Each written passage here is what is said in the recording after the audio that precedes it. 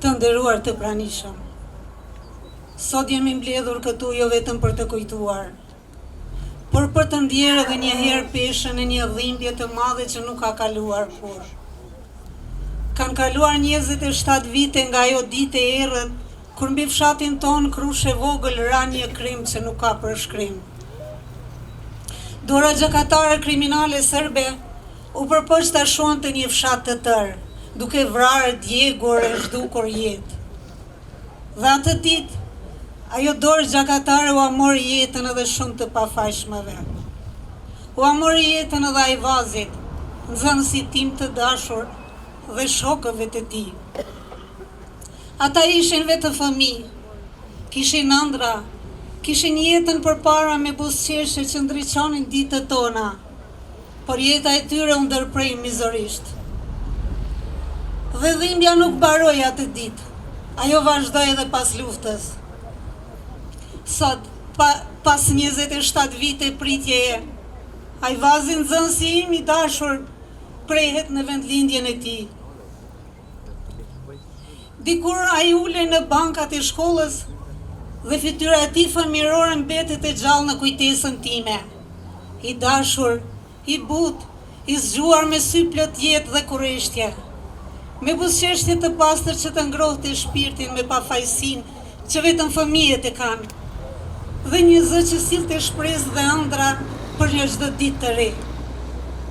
Çdo detaj nga flokët mbi ballë, nga mënyra si përkulej mbi librin e hapur, është gdhendur thellë në kujtesën time si një fotografi e gjallë që nuk shuhet kurrë. E sot, pas kaq shumë vitesh, nuk po varrosim thjesht një nxënës, po varrosim një pjesë të shpirtit ton. Dhe kjo dhimbje nuk është vetëm e imja.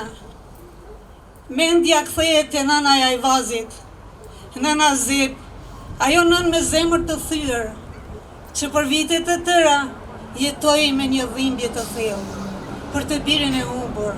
Ajo kurrë nuk u pajtua dhe nuk u bind se Ajvazi nuk ishte më. Çdo ditë ndjente boshllëkun që asgjë nuk mund ta mbushte. Shihte fytyrën që i mungante dhe dëgjonte zërin që nuk do të kthehej kurrë.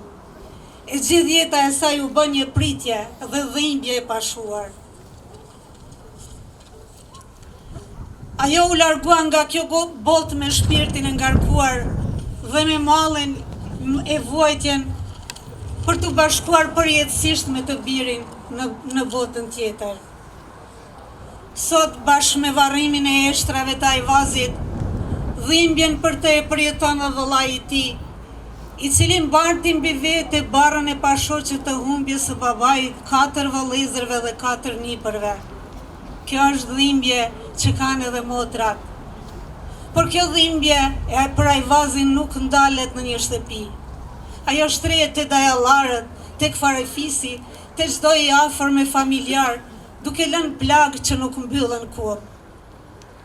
Fshati ynë ka 113 martirë. Familje të tëra janë goditur rënd. Brenda kësaj dhimbje edhe familja jon Shehu, që sot përcjell një bir, një vëlla, një të dashur. Këta nuk janë vetëm numra, janë jetë, janë ëndra të ndërprera, fëmijëri që u shkatruan. Gjaku i tyre na dha lirinë. Sakrifica e tyre është themeli së ardhmës sonë. Por sot, edhe përkundër gjithë dhimbjeve, ne qëndrojmë të fortë. Sepse edhe pse deshën të na zhdukën, por nuk arritën. Nuk arritën ta zhdukën kujtesën tonë, nuk arritën ta zhdukën dinjitetin tonë. Pas një pritje të gjatë, tani eshtrat e Ajvazit kthehen në tokën, që i pa duke u rritur, por jo duke u bërëruar, në tokën ku do të pushoj për gjithmonë. Të nderuar të pranishëm, prania juaj sot nuk është vetëm pjesëmarrje, është respekt, është dëshmi për ata që ranë për liri, nuk janë harruar kurrë dhe nuk do të harrohen. Faleminderit që ndani dhimbjen me ne.